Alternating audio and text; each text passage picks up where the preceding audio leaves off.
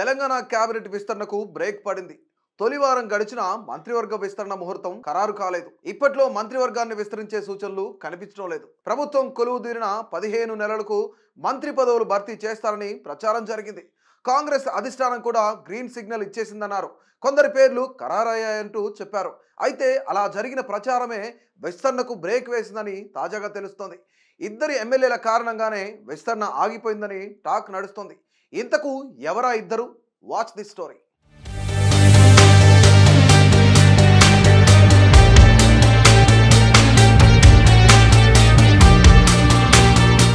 తెలంగాణలో ముఖ్యమంత్రి రేవంత్ రెడ్డి సారథ్యంలోని కాంగ్రెస్ పార్టీ అధికారంలోకి వచ్చి సుమారు 15 నెలలు కావస్తోంది. మంత్రివర్గంలో మొత్తం 18 మందికి అవకాశం ఉండగా ప్రస్తుతం సీఎంతో కలిపి 12 మంది ఉన్నారు.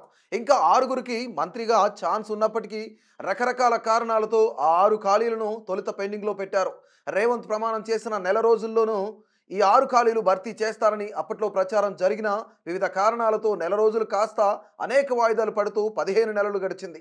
ఇప్పుడు కూడా అప్పుడు ఇప్పుడు అంటున్నారే కానీ ఎప్పుడో చెప్పడం లేదు. దీంతో మంత్రి పదవులను ఆశిస్తున్న వారు ఉసూరుమంటున్నారు. స్థానిక సంస్థల ఎన్నికలు సమీపిస్తుండడం, మంత్రివర్గంలో పలు జిల్లాలు, కులాలు, మతాల వారికి ప్రాతినిధ్యం లేకపోవడంతో ఎట్టి పరిస్థితుల్లో ఈ నెలలో విస్తరణ చేపట్టాలని కాంగ్రెస్ అధిష్టానం భావించింది. గత నెలలో ముఖ్యమంత్రి రేవంత్ రెడ్డితో పాటు ఇతర సీనియర్లను ఢిల్లీకి పిలిచి చర్చలు జరిపింది.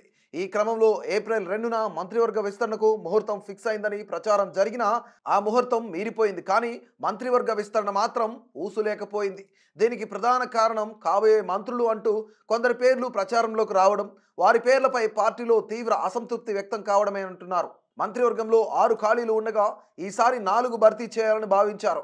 ఇందులో 2 పదవులను మునుగోడు ఎమ్మెల్యే కోమటిరెడ్డి రాజగోపాల్ రెడ్డి, చెన్నూరు ఎమ్మెల్యే గడ్డం వివేక్కు ఇస్తున్నారంటూ ప్రచారం జరిగింది. అసెంబ్లీ బడ్జెట్ సమావేశాల సందర్భంగా ఆ ఇద్దరికి ఇతర శాసనసభ్యులు అభినందనలు చెప్పడంతో వారికి మంత్రి బెర్తులు ఖరారయ్యాయని అంతా అనుకున్నారు. అయితే వీరి పేర్లపై పార్టీలో తీవ్ర అభ్యంతరాలు వ్యక్తం కావడంతోనే విస్తరణకు ఫుల్ స్టాప్ పడిందని తెలుస్తోంది. ప్రధానంగా రాజగోపాల్ రెడ్డి సోదరుడు ఇప్పటికే మంత్రిగా ఉండడం, గడ్డం వివేక్ ఇంట్లో 3 పదవులు ఉండటంతో అన్ని అవకాశాలు వారికే ఇస్తారా అనే ప్రశ్న తలెత్తిందని, ఎన్నికలకు ముందు మంత్రి పదవిని ఇస్తామనే హామీతోనే ఆ ఇద్దరిని పార్టీలో చేర్చుకున్నప్పటికీ ఇప్పుడు కేడర్ అడ్డం తిరగడంతో అధిష్టానం అడకత్తెరలో పడిపోయిందని గాంధీ భవన్ వర్గాల్లో టాక్ నడుస్తోంది.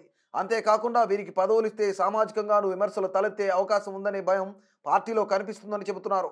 ప్రస్తుతం మంత్రివర్గంలో రెడ్డి సామాజిక వర్గం వారు అధికంగానే ఉన్నారు. అంతేకాకుండా కొత్తగా మంత్రి అవకాశం ఇవ్వాల్సిన వారిలోనూ కొందరు రెడ్డి నేతల పేర్లు వినిపిస్తున్నాయి. దీంతో ఈసారికి రాజగోపాల్ రెడ్డిని పక్కన పెట్టాలని అధిష్టానానికి సూచనలు వస్తున్నాయంటున్నారు. అలాగే తెలంగాణలో మాదిక సామాజిక వర్గం ఎక్కువ, కానీ మంత్రివర్గంలో మాల సామాజిక వర్గానికి చెందిన నేతలకే ప్రస్తుతం మంత్రి పదవులు ఉన్నాయి. విస్తరణలో మళ్ళీ మాల సామాజిక వర్గానికి చెందిన వివేక్కు పదవి ఇవ్వడం పైన అభ్యంతరం వ్యక్తమవుతుందంటున్నారు. దీంతో ఈ ఇద్దరి నేతల వల్ల మంత్రివర్గ విస్తరణకు బ్రేకులు పడ్డాయని గాంధీభవన్ టాక్. సీనియర్లు అయిన రాజగోపాల్, వివేక్కు నచ్చజెప్పిన తరువాతే ఈ విషయంలో ముందుకు వెళ్లాలని పార్టీ భావిస్తోందట.